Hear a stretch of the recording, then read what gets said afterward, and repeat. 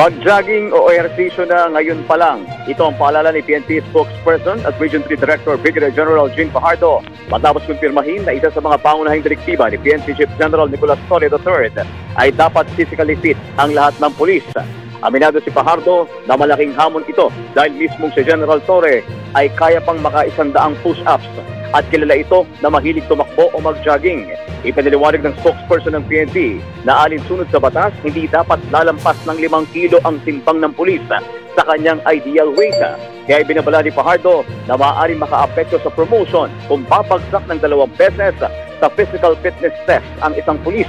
Sa usapin naman ng malaking tiyan, sinabi ni Fajardo na bagamat magkakaiba ang body structure ng bawat tao, mas makabubuti pa rin mapanatili ang maliit na tiyan upang sa mata pa lamang ng publiko ay makita na ang disiplina ng pulis.